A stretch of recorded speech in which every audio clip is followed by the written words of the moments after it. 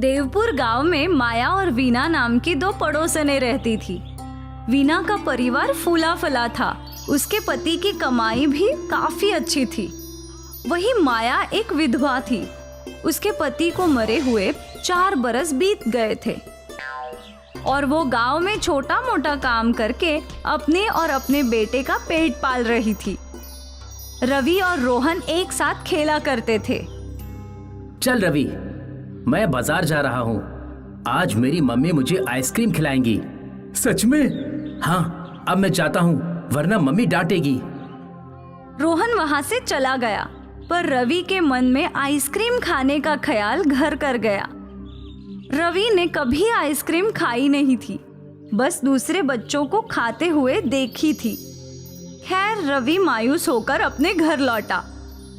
क्या हुआ? तेरा मुंह क्यों लटका हुआ है? माँ, मुझे भी आइसक्रीम खानी है। राहुल की मम्मी उसे आइसक्रीम खिलाने बाजार ले गई है। बेटा, तू तो समझदार है ना? हाँ, मैं जानता हूँ माँ कि हमारे पास आइसक्रीम खरीदने के पैसे नहीं हैं। कोई बात नहीं, छोड़िए। आज आपने खाने में क्या बनाया है? तेरी पसंदीदा दाल चावल। तू खा ले, मैं काम पर जाकर आती हूँ। ठीक है माँ। माया का ध्यान रवि के उतरे हुए चेहरे पे था। वो रास्ते भर रवि के बारे में सोचती रही। काश मैं कुछ और पैसे कमा लेती जिससे मैं रवि को आइसक्रीम खिला सकती। उस बेचारे का कितना मन है। हे भगवान, मेरी मदद कर दीजिए। वृक्षदेव ने माया की बात सुन ली और उसके सामने प्रकट हो गए। पुत्री, मैं तुम्हारी विपदा समझ सकता हूँ। तुम अपने बेटे की इच्छा पूरी करना चाहती हो और इसमें मैं तुम्हारी मदद कर सकता हूँ। हे प्रभु, आप सच में मेरी मदद करेंगे? क्या मेरा बेटा सच में आइसक्रीम खाएगा? हाँ, ये लो। वृक्षदेव ने माया को कुछ बीज दे दिए। इन्हें अपने आंगन में बो दो। अगले दिन इसमें से जो पौधे आएंगे उनमें आइसक्रीम टंगी होगी। आइसक्रीम के पौधे? हाँ। माया ने वृक्षदेव का आशीर्वाद लिया। वो जादुई बीज लेकर अपने घर लौटी। घर के बाहर आंगन में एक छोटा सा खेत था। माया ने सारे बीज इसी छोटे से खेत में बो दिए। माँ, ये आप क्या कर रही हो?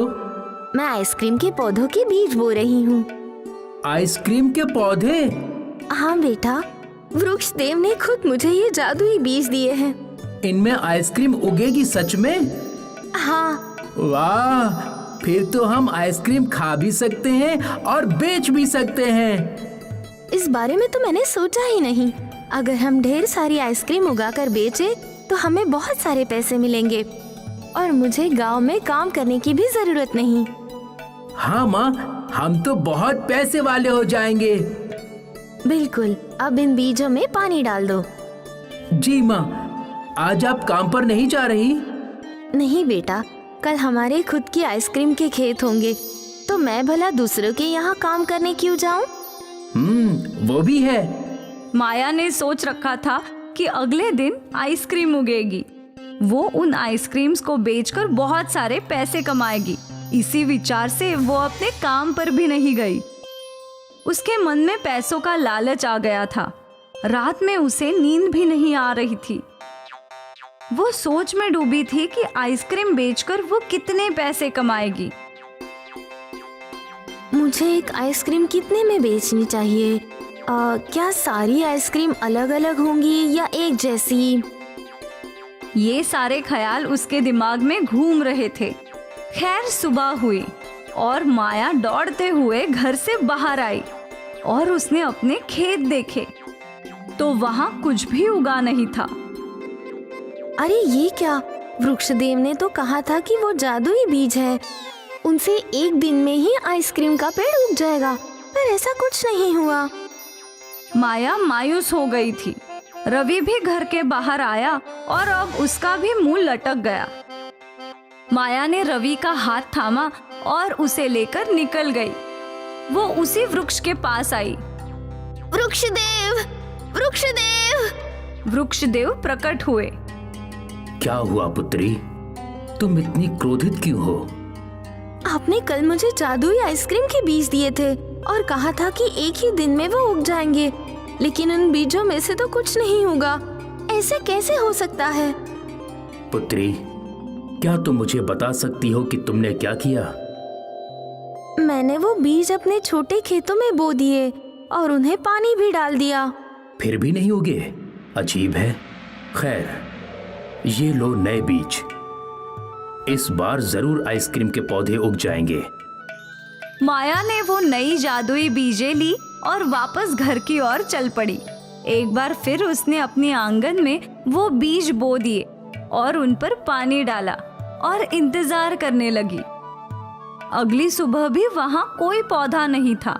ये देखकर माया क्रोधित हो गई और गुस्से में वृक्ष देवता के पेड़ की ओर चली गई और पहुंचते ही रोने और चिल्लाने लगी। वृक्षदेव, आप मेरी गरीबी का ऐसा मजाक उड़ाएंगे ऐसा सोचा नहीं था। पुत्री, मैंने तुम्हारे साथ कोई मजाक नहीं किया। मैंने तुम्हारी मदद करने के लिए तुम्हें वो जादुई बीज दिए थे, क्योंकि तुम अपने बेटे को आइसक्रीम खिलाना चाहती थी। आपकी दी हुई बीज बोकर मैंने कितने सारे सपने देखे थे कि उन पर आइसक्रीम के पौधे उगेंगे। आइसक्रीम बेचकर मैं पैसे कमाऊंगी और अमीर बन जाऊंगी।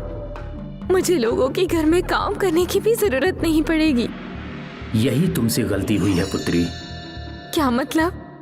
मतलब ये कि मैंने तुम्हें वो बीज तुम्हारी बेटे की इच्छा पूरी करने के लिए दिए थे, पर तुम्हारे मन में लालच पनप गया।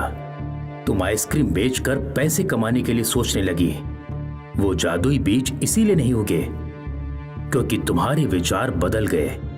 अगर तुम उसे अपने बेटे की इच्छा के लिए उगाती तो आज उनमें आइसक्रीम जरूर होती। माया को अपनी गलती समझ आ गई।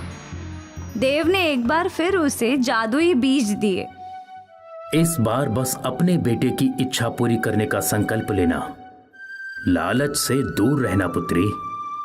माया वो बीज लेकर घर लौटी। उसने बीज बो दिए, पर आज उसके दिमाग में कोई भी लालच नहीं था।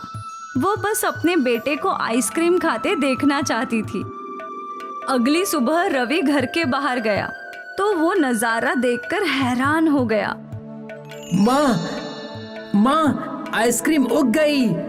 माया भी उत्सुक होकर घर से बाहर आई और उसने देखा कि एक नहीं कई सारे पौधों पर आइसक्रीम थी और कई गरीब बच्चे उन पौधों को देखकर लाल टपका रहे थे।